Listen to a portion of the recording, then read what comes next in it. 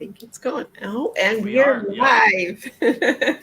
Hello, and welcome everyone to the Wake Up with Giants TV network. I'm Shawnalee McDonough, and today we have a very special guest. If you have not subscribed, hit subscribe to the channel and would love to have you. Nicholas T. Smith is the one for the network. He wrote The Giants and the Smalls. And if you're not a part of the tribe of giants, come join. Or if you're not a part of Competitor Nation, come and join. So today I have Jake Thompson with us, and he wrote this book called Compete Every Day. He started his company selling t-shirts out of the back of his car behind a gym.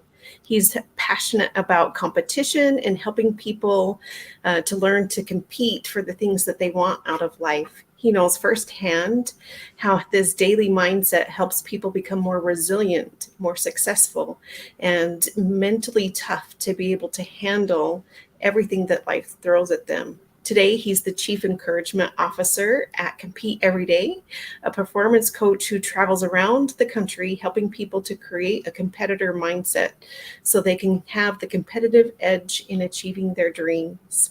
So please welcome Jake Thompson. Thank you for having me. Excited to finally face-to-face jam out a little bit with you after just all the conversations in Competitor Nation. So thank you for Yeah. having me. Thank you. Thank you. And we have Mr. Steve Hardison and Ryan Morris with us. So welcome to you both. And yeah, um, I've kind of gotten to know you through your Facebook group and have just followed, and I have loved your mindset. And that's what drew me to you and to the group. Well, thank Really. you. Yeah. Thank you. So I'll let you tell me just a little bit. Well, why don't you tell us just a little bit about yourself? Yeah, so today, as you teed up, I love and embrace my role as Chief Encouragement Officer with Compete Every Day. I live in the Dallas, Texas Metroplex with my wife, Elena, and our three rescue dogs, Sugar, Donut, and Biscuit, which everyone tends to get a kick out of, a boxer and two Frenchies. But yeah, so a lot of my work today is keynote speaking and performance coaching, just helping people more than anything not settle. And I think when we look at the definition of competition, when we look at what it means to compete, the definition is to strive to gain or win something. And I Yeah. look at it through the lens of how are we striving every day for our full potential instead of just settling for what's convenient, what's comfortable, knowing that right now that may feel good. It may feel Yeah. okay to choose what's convenient, what's comfortable, but in the end, it's going to leave us with regret because we're going to have those unfulfilled dreams, those goals we never went after. We're going to be asking ourselves, what if? What if I'd gone after it? What would life look like if I'd given my best? Any of those questions that haunt you. And so what I'm really on a mission to do is help people understand how shifting their life starts with making subtle shifts in their mindset and their daily choices. And we just compound those choices over time so that any one of us can make those decisions, but not everyone will. And so I'm trying to find those that are willing to make those choices and then encourage and empower them to do it more consistently. Mm. Yeah, I love that. I love that because, um, like hope, right? Hope's not a strategy. That was one of mine forever. Is like I hoped, I wanted it, but it's like how bad, right? And we all do it. I mean, think about it. Every year right now, it's almost September. We're easing or not even easing. We are flying through August. And in a couple of months, everybody's going to start talking about what do they want to do next year differently. And I hope 2023 is a better year. And that's what we say. I hope 2023 is a better year. And we want things to change for us. We want to maybe make more money or spend more time with our kids or enjoy more activities or get our goals. We want all these changes. But then if we're honest with ourselves and look in the mirror, we don't necessarily want to change because change is scary, change is uncomfortable. And so it's this weird relationship we have where we always want change and we're optimistic for hoping better change in the future, but we're not willing to try to change to create that future because it's scary. And a lot of times we look at it as so big. And so we just revert back to, I hope things work out in this favor instead of saying, what's one little thing I could do today that might help move me in that direction. It's not going to get me there. It's not even going to get me very far, but it's going to move me in the right direction. And then just understanding from a very basic standpoint that teeny step after teeny step after teeny step is so incredibly important that it stacks up. And Yeah. I actually just saw Hugh on here commented that hope is the anchor to faith.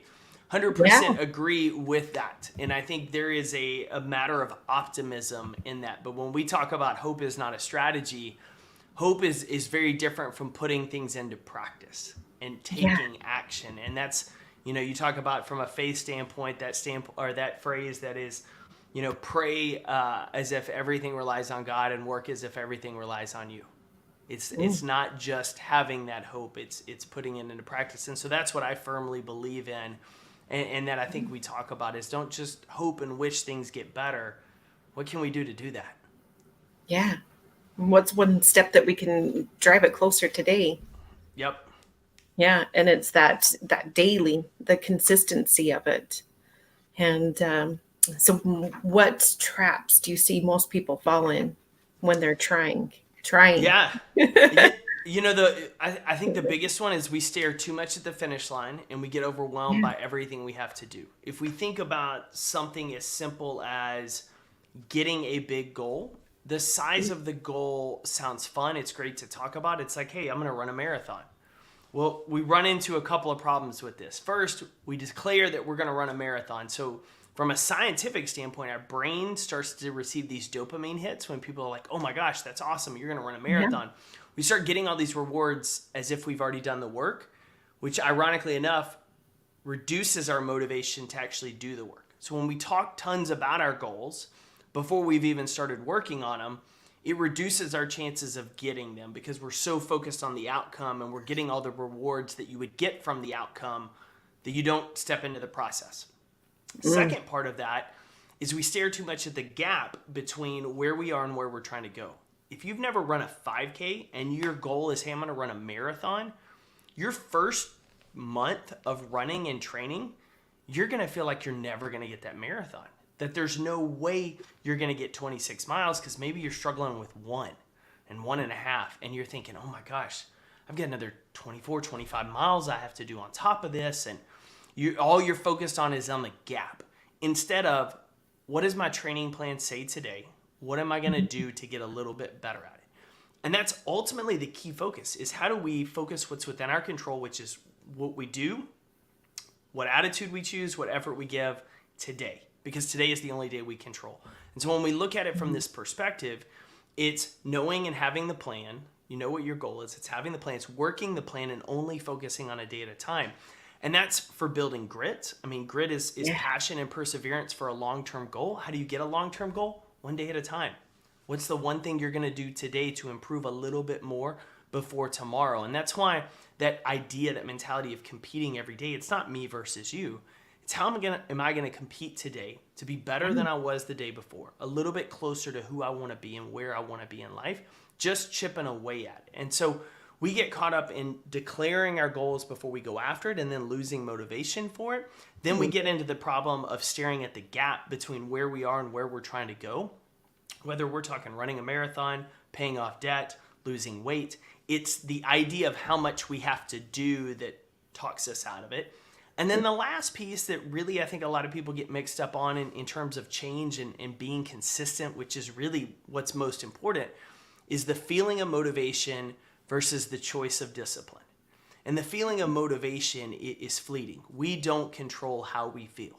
We all have days we wake up feeling great, fired up, ready to go. And we have days where we wake up and we're like, I just don't know how I'm going to get through today. Like we don't control how we feel. Yeah. We do always control what we choose to do on those days. And so the feeling of motivation is fleeting. And most times it shows up after we take action instead of before. And the problem is a majority of our society has bought into this idea that unless you feel the motivation, you can't take action. You don't do it, you can't do it. Now, though, the reality is you don't have to feel it in order to take action. And you're going to have plenty of days. Like for me, it was this morning. Went to the gym at 7:15, driving to the gym. I was like, I don't really want to be doing this today. I'd much rather be sleeping in. I'd love to be just kind of laying there being lazy, but I'm like, I gotta do this. I have a commitment to myself. This is part of my goals. You just override ride more than anything what you feel in order to continue being consistent toward where you want to go. And so I think those are kind of the big three pieces: talking about it before you're doing it, getting all the rewards, and then not doing the work, focusing on the gap, and then trying to rely on the feelings of motivation versus the choices of discipline. Yeah, totally. Um, I remember doing some of these same things, these same traps is, oh, I'm going to be this, I'm going to go right here. And then, yeah, where's the work? Putting in that work. Like it's a totally different thing to be able to go and actually do the work and do something about it, because those that are actually doing the work don't really say much about it, right? Yeah, you talk, and that's what I laugh is because some people are like, I thought you're supposed to talk about it. I'm like, you talk about it to a small select group for accountability, not praise. Not for people to be like, oh, that's awesome, you're going to do great. It's no, I want you to hold me accountable to doing the work. That's when you talk about a goal versus, hey, I'm doing this. And then, and it's not just my belief, this is what science shows, is we get all the hits of reward when everybody tells us how awesome it is. And then we fail to follow through because we've kind of already gotten the reward of doing it from everybody else's praise without actually doing it. Yeah, totally. Uh, Nicholas Smith said, I like this guy. Thanks, Nick. Yeah. And grit is such an under talked about power because, Yeah. I mean, your ability to just outlast, and you think about it from a work standpoint, from a consistency standpoint, consistency and strong effort is the differentiator for most people. There's some that have incredible talent. However, there's more often than not people that have incredible talent that lack consistency and great effort, and that talent never blossoms. And they always wonder what happened to so-and-so with all of this talent. They failed to be consistent. And so for us, grit is a choice. It's a choice of, will you show up today, be disciplined, do one little thing to move forward with that task you're trying to be grittier with, or will you do what's convenient today, what's comfortable, what you feel like, what's, maybe it's not the best situation, it's not the perfect kind, I'll mail it in today, versus, no, I'm going to find a way to get it done today. Oh, yeah. Narrowing the focus to not being so dispersed that you have no energy. Yeah. Yeah. 100%. You try to do everything, you can't do anything almost. Yep. I had way too many. I wanted this and this and this and this, and then you can't get any. Yep. And I like also how you talk about having that accountability partner and writing the goal down. Write your goal down. Get it out of here. Get it on paper. And then you can start taking some action towards it and start planning towards it and working towards it. Well, and piggybacking off of that, not only can you do that, but writing it down helps you to then see it and start breaking it down. So then you make it as little as possible of what is the goal, what are all the steps you have to do. Because if we think about it, so my office is a great example. Yeah. Sitting down to do a big project. If I need to work on writing something, or I'm writing my next book, anything like that. When you sit down and it's this big goal, you suddenly start looking around thinking, I'd be a little more productive if I reorganized my office. If I moved my desk the other way and I moved a bookshelf around, or I need to go clean my garage, because our brain looks at this big goal, big project, and there's a lot of vagueness to it. There's a lot of steps that go into it, and your brain kind of gets a little overwhelmed. That focus goes everywhere. So it looks for quick and easy wins. How can you reorganize your desk? What can you do in the garage? Even though that doesn't help you with your project, how can you get on this fancy little device here and scroll Facebook and get all the dopamine hits there? So your brain looks for these distractions because it wants quick and easy. But when we take that big goal and we write it down, and then we force ourselves to ask questions of, what's the first step? And if I did that, what's the next step? Or what are all the steps I need to take? And you start breaking them down. Then you can look at that piece of paper and say, okay, here's the one thing I'm going to do today. And then here's the one thing I'm going to do. And then you're really taking teeny tiny bites, almost like you're trying to build a life-size house out of Legos. And it's going to take time to do that. But if every day you're laying those little bitty Lego bricks, you're going to eventually get it done. Yeah. I liked how yesterday you said that eating an elephant and a donut is the same thing. how do you eat them both, one bite at a time? Exactly.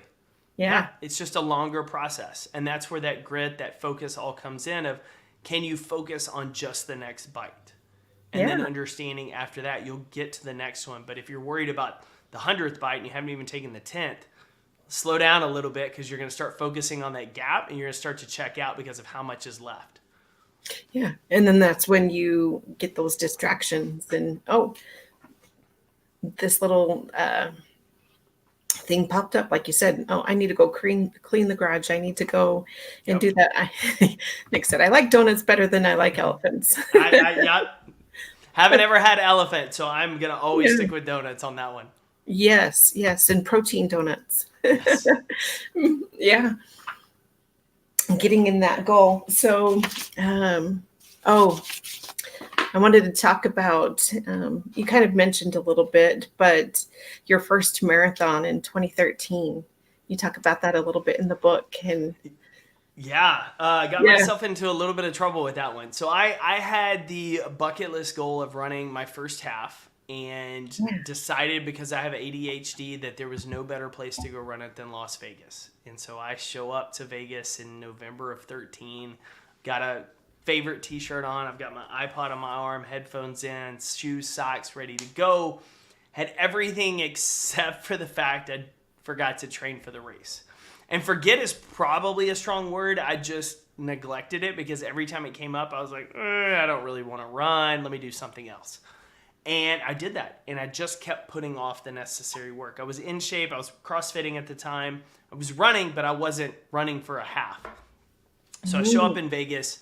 Race starts. I come out of the gate, just guns blazing, passing people, bobbing in and out. I'm feeling good. I'm just not even kind of paying attention, but feel like I'm passing casinos, making great ground. And a little bit in, I start to get that stitch in my side, and I realize, like this is not the good feeling you want during a workout. And so I keep running, telling myself that I've got to be close to halfway. And a little bit later, that stitch gets a little bit stronger. I probably need to slow my pace down. But in my head, I'm like, I'm halfway. I'm probably over halfway. And I start to see a water station up ahead. So I run over. I was like, take a break. I'll finish out the second half of the race. I'll be good. I'll meet my girlfriend at the time, meet for dinner, and I'll just enjoy the rest of the trip. And as I run over to the water station, and I'm getting this glass of water, drinking it, I look up, and there's a mile marker sign about 10 to 15 yards in front of me. And it doesn't say 7, as I'd hoped, or even 5. It said 2. I had literally come out of the gates, adrenaline racing, amped up, and sprinted 2 miles fast as I could of a 13-mile race. And in that moment on the strip, I remember being just overwhelmed with all of the voices in my head, with trying to figure out how I was going to get out of this situation. What was I going to do? What an idiot I was for trying this. Like, it was everything. It was negative self-talk. It was panic. It was all of it going together. And I think that happens to a lot of us. And I immediately relate it to the idea of, like, we go after goals a lot of times in life. We take a promotion at work. We try to do something new. And in our head, what's, it's not going to be that bad, ends up being a lot harder than we thought. And it's a lot farther to that goal than we expected. And it's our natural tendency to look for a way out, to give up, because we become super uncomfortable in that moment, because we've never done this before. And in many cases, we may think we're not prepared for it, even though perhaps we are. We're just not focusing on the right areas of where we've been prepared for it. And so for me in that Vegas strip, I started playing a giant game of tag. I would pick out a racer just ahead of me, just literally 5-10 yards ahead of me, and I'd start chasing them. And once I would catch up to that person, I would mentally just say, tag, you're it. And then I would find the next person. And I did that for the remaining 11 miles of the race. I couldn't walk for like a week after that. I was miserable. My feet were shot. I felt terrible. But I finished the race. And what it reminded me of the importance of, we get overwhelmed when we're focusing on the big picture, on the finish line, on the gap, instead of who's the next person we have to catch. And that just kind of process has always been a part of it, that not just in racing, but in any goal. Like, what is the next thing I have to do? If I'm trying to pay off $100,000 worth of debt and I feel like I'm overwhelmed, what's the next $50 to $100 I can pay off? And that doesn't Yeah. feel like much because you're like, I'm not making a dent with this. But if you start building that habit consistent, okay, where's the next? Where's the next? And then you start to chip away at the process, it really starts to get you to where you want to go. We just allow ourselves to choose putting our focus somewhere else. We put our focus back on the gap. We put our focus on a distraction instead of being more intentional with what we focus in on and trying to take those teeny tiny donut sized bites. Yeah, those teeny tiny donut bites. Um, Otherwise, you have the two scariest words, which is your regret, right? Yep, Yeah, absolutely. yeah. I love that. And I loved how you came back from that and really just said, start playing, having a game instead of just giving up and saying, hey, can you get me? I need a ride out of here. Get me out of this race, right? Yep. Yeah, and that obviously would not have done very well for the book or the story or life in that instance. And so for a lot of Yeah. us, we need to go through the discomfort sometimes of putting ourselves into situations that maybe we don't think we're ready for. And then just focusing on what's the next choice, what's the next move, what's the little thing I can do today, and little by little growing through that process by making those decisions and more than anything, expanding what our comfort zone is more toward what it could be. Yeah. And that's powerful. It's like, okay, that next rep. And also maybe like, yeah, starting before you're ready, but then making that choice. Like that's when when I'm lifting the weights and stuff. Oh, starting just before I think that I'm ready, because otherwise that gap can just be a little bit longer and waiting. And then, oh, can I do one more rep and just playing those games, breaking it down little by little.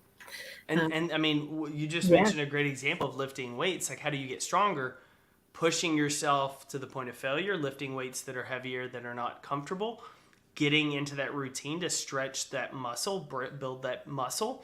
And so, in a physical sense, a lot of times we get that. How do you get better at running? You run. You follow a training plan, you run. Yeah. You follow that process. You got to get a little bit of that fire in your lungs. You got to get a little bit of that soreness in your calves and feet and legs. Like, you have to work through the discomfort of that in order to grow. You don't just show up arrived. And we tend to forget that in our career. We tend to forget that in our relationships and in our life, that it doesn't just happen. You have to expand your comfort zone and grow through that process. And the easiest way to do that is one small choice at a time. Yeah. One of my favorite podcasts you did was about three clouds in the dust, 3 yards in the dust. Yeah. Yeah. Yeah. About that. Yeah, so talk about it in the book in terms of it's a piece of a competitor scorecard, which is more than anything a habit builder that we put together for working the process. Yeah. And the concept comes from old school football from the like 40s, 50s, 60s. Ohio State's Woody Hayes was famous for saying that passing the football is bad because 2 out of 3 times something bad happens. Incompletion or interception. Only 1 of 3 opportunities is the completion. And so Woody didn't throw it. He just wanted to run. So they embraced this idea of 3 yards in a cloud of dust, that every time they'd snap the ball, they'd turn around, hand it off, they'd run, they'd get 3 yards, and just chip away all the way down the field. It looks nothing like what we do today with football. It is slower. It's probably, fans would say, boring. But it's consistent and it works because you can go from your own 1 yard line all the way down the field and score touchdowns going 3 yards at a time. 1st and 10, 2nd and 7, 3rd and 4, 4th and 1, first down.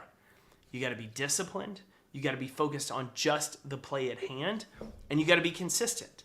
And little by little, you chip away. And so what I wanted to do was use that for an example of going after your goals and looking at your priorities. Because most of us, and I don't actually even have one here on my desk, but most of us have these tablets of like to-do list, everything we got to get done. And every day, maybe we cross something off, but we're just adding more and more to the bottom without ever taking a step back and saying, is this the right order of things? Or am I just going in the order I wrote it down? So is this the real priority? Are all of these things actually priorities? Because let's be honest, if everything's a priority, nothing is actually a priority. And what are the actual 3 most important things I need to get done today to move my career, my health, my life forward? And so we took that concept of getting out of your 10, 15, 20 thing to-do list and just looking at the three most important ones that you've set out the night before, and understand with this mentality that 3 yards in a cloud of dust will get you to the end zone. It's not going to get you on the first play. It's not going to get you on the second play. But if you keep putting in the work, it's going to get you there. And so we do it from the standpoint of set your 3 biggest targets for the day. My friend, Coach Darren Roberts, calls them his micro wins. And he's got his 3 micro wins he goes after every day. And then score yourself. Did you go 3 for 3? Did you go 1 for 3? What got in your way? Where there creates an opportunity for building awareness and growth of, if you keep missing the mark, what's the reason for that? Are you not controlling your time? Are the priorities you're putting too big of a task and they need to be broken down more? What we don't do most often is we just get so busy and in the routine and rhythm. We don't ever evaluate, are we doing the priorities? And then when we don't do our priorities, why? And evaluating where there are opportunities to grow for it. Yeah, totally. I like that. The 3 yards in a cloud of dust. Yeah, that's helped me. I remember when I was purchasing and I heard that and trying to, win the day, like with my family and with kids and distractions. And that helps keep like just 3 tasks. How can I just get these 3 things done? How can I just break it down and just keep it simple? And helps you really overcome that. And gives you a target every day. And there's nothing better than having a day that just is complete crap. Everything just goes down the drain. But you can look back and say, and I still got my biggest 3 priorities done. Everything that could have gone wrong went wrong today, but I still got this. That builds our confidence going forward to say, even when I'm not at my best, even when conditions are imperfect, I can still be consistent. I can still grow. I can still get better. And that's that reminder that we need, because life has those storms and seasons.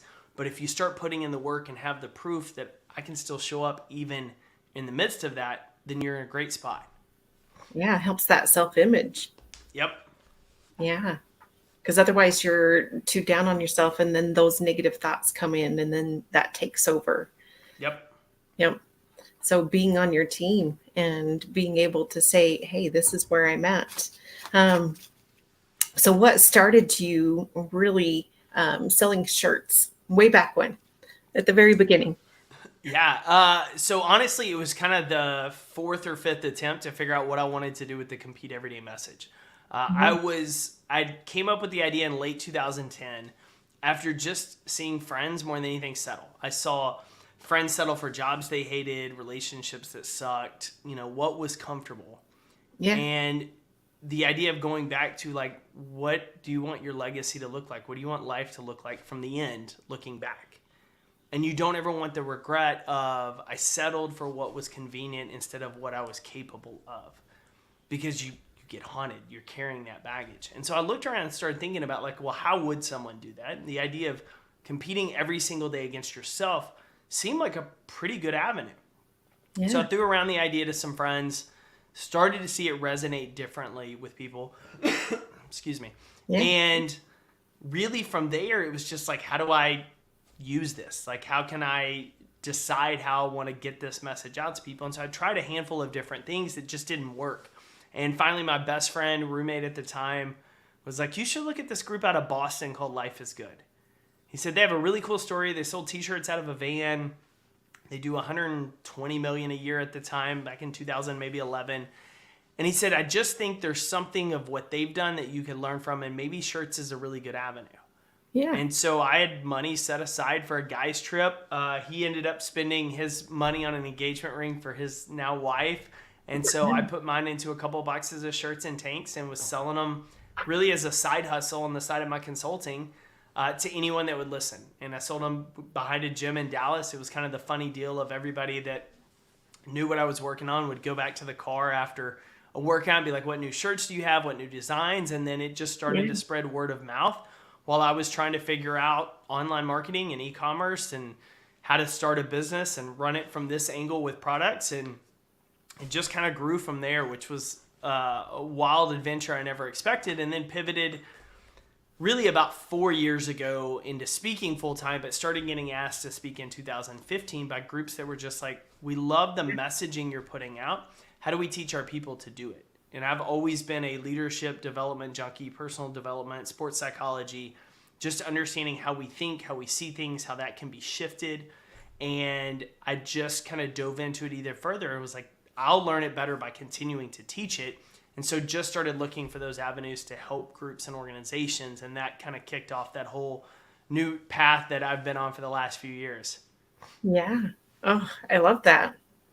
Thank you for sharing that. And I've worn, the shirts around, and I remember going on a hike and somebody's like, "Oh, I like that." And I was like, "What do you mean?" "Oh, yeah." And it was like one of the ones, like I think it said it was a blue one. And Okay. it said it was, now I lost the thought, but It's okay. It'll come back to you. it'll come back to me. It was like hustle or Okay. work hard, but um, I get compliments all the time in the gym and everything, and they're like, "Oh, I like that message," and I do like that message. And thank you also for sharing how you came into speaking and how you also help companies and help them to overcome their mindset and take that into their work as well. Yeah, the better we become as people, the better we develop as people, the better work we can do. And my heavy part of my focus, even though we talk about it from building your grit, your competitive edge, which is kind of the big picture that folks look for, at the end of the day, we're helping people develop themselves as leaders and learn to lead Yeah. themselves more effectively so that they can lead and impact others more effectively, whether that's their teammates, bosses, their direct reports, their customers. And so that's really where that work focus is, how do we improve how we show up consistently? So reframing our perspective around who we compete with, building those habits. And it's just been a fun journey to see how different industries and organizations have applied that and used that. And so like this week, I'll spend time with a couple of real estate groups in Florida. Next week, I'm working with a business association in Georgia. But really, it just goes back to there's a lot of people that are in leadership and management positions that were never trained. They were really good at what they did before, and then they got promoted. And they don't necessarily know how to lead and manage people. And so they're just doing what they learned. And that's not always the best method. And the higher up you go, the more influence you have over the entire culture of an organization. And so what we've seen is there's a lot of people that want to be better leaders and managers, and they want to be successful, but they're stuck because they don't understand how. And so we come in and we talk about reframing the mindset, building habits and practices to be more successful as you. And then here's how you equip and empower your team to do the same, which then starts to reverberate throughout the entire organization. But that honestly just started because a company, a large hospital in Houston, reached out because the VP and her family followed Compete Every Day on Twitter. They wanted shirts for their HR week. They asked me to come speak at the event. Didn't have a clue what I was doing. I think I showed up backwards ball cap, t-shirt at a corporate event.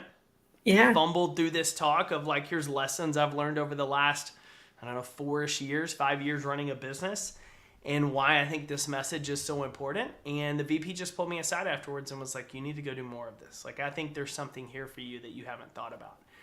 And about a year and a half later, I had an opportunity, saw a guy who actually coaches speakers, saw him work and thought, if this is really something gnawed at me, this is the opportunity. And so that's kind of where it all took off from then.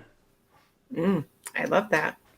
Yeah, because it's so needed. And you see a lot of bad leaders, right? Mm-hmm.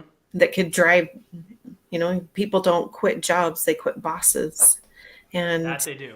yeah, I love that when you change that culture in the entire industry and let people know, like, it really helps, someone to know that they're appreciated, they're wanted, helps them also change that mindset, and that productivity of the company goes through the roof. Yeah, it's always needed.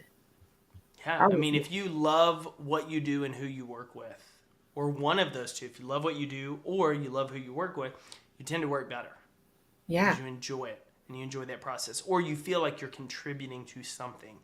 And that's where there's just a lot of opportunity out there to help folks and teams in that sense to find more fulfillment in their work without necessarily feeling like that work has to be their purpose and their direction, their end all, But just finding more of that significance in what they do and why it matters really helps how we show up. Yeah. And that it makes a difference. Yeah. Because everyone wants to contribute. Everyone wants to, even the people who are the worst performers, right? They want to have something, and maybe they're just not being challenged enough. Yep. Loving you both. Thanks for an excellent show. But I'll catch Appreciate up. it, Nicholas. Have a great Saturday. Yeah, have a great Saturday. I appreciate you hopping on. And Ryan Morris. So yeah, and Steve Hardison and Hugh. I think Hugh's still with us, but and anybody else who's going to be watching this. So yeah, it's that pursuit of greatness, and I love how you help people overcome that mindset, and also like in the group. I remember you talking about you were in the gym and someone was like asking you, you were like pushing really hard, and somebody was asking you like, why are you going all in? You're already fit. Why are you doing this? And you're like, well, why not? Right? Why waste an opportunity to get better? Yeah. And you never know who's watching. And it's Yeah. the idea of most of all of us are being watched in some sense or another, whether it's kids, coworkers, friends. We don't realize it because we're probably just oblivious to a lot of it. But people watch us. They watch how we handle situations, how we handle discomfort, how we handle adversity. And for me in those moments, it's the idea of somebody could be watching. I want Yeah. to make sure that I set the example. And then I don't want to let the thoughts creep in of, well, just go easy today. Just go through the motions. Like it's no big deal. Because if once you kind of get that foothold, it's a little bit easier the next day to listen to that same excuse. A little bit easier the day after that. And then you find yourself 6-12 months down the road, you're like, what happened? It was a slow fade because you kept giving ground to what felt convenient. And so understanding people are watching you and you always have an opportunity to inspire, to encourage, to set an example. And then to understand that the call for comfort never goes away. The fear of change never goes away. It's just our choices and relationship with it change the more we kind of address it. Yeah. I love also how, like in the group, you challenge us, and you really do set that example. You are like your word. The integrity is so strong. So I appreciate that.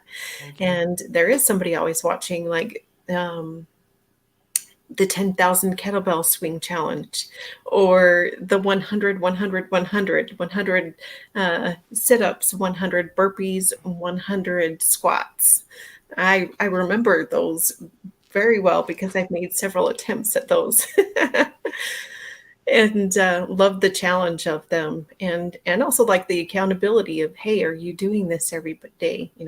Why didn't you get it in, or what happened? And so I love those challenges, and then also the challenge to get outside of yourself and call 10 people on your list every day this month. And Yeah, the challenges are fun, just looking for opportunities, like I said, to get us out of our comfort zone a little bit. But more than anything, try to find new arenas or angles to just teach the importance of consistency and it paying off. And how little things that we often overlook, like the 30 thank you cards or gratitude cards that we did in November, of just write 30 little cards to people that have influenced, impact, encouraged you. Send them out this month. You can do them all in one day, or you can do one every single day and start to get in that habit of thinking through that gratitude process. But that not only forces you to be consistent, it helps you build that new habit, but it also helps you build and increase your influence on others by setting that example. And so it's always looking for those moments of, hey, I think this would be a really good idea. I kind of think I'm going to do it. I'm going to challenge y'all. You want to do it with me? Let's try and see if it works. This is a theory. Does it make us better? Does it make us more consistent? Does it make us uncomfortable, which is a growth opportunity? And then kind of looking at it after the fact of, ooh, do we want to do that again? Do we want to do something different? But it was an investment of our time that was at least worth it. We know even if we don't do it again, we got better. yeah, and including other people. That was another one of your big messages in the book, is including other people and helping them along and helping them in their path. Absolutely. Yeah, leadership is not about building your following base. It's all about empowering and building other leaders. And so how can you surround yourself with people that are going to challenge and encourage you from a friendship, relationship, life Yeah. standpoint? And at the same time, how can we shift our focus away from how do I get more people to pay attention to me, follow me, applaud me, to just where can I find more people to pour into? And Yeah. it's amazing what happens to our life and our impact and career and everything when we start adopting the opportunity of who can I help today versus who can help me today. Oh, totally. Yeah. And there's so many people who need help right now. And there's so many people who really need that uplift in their mindset and really need, somebody to encourage them along, tell them that they're not alone.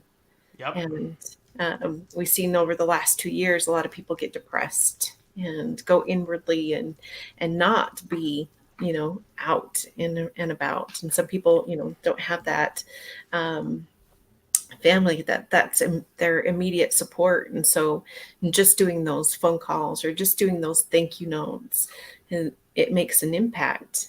And people are looking for that connection and want to know that they're not alone. Yep. Absolutely. Yeah. Absolutely. Yeah.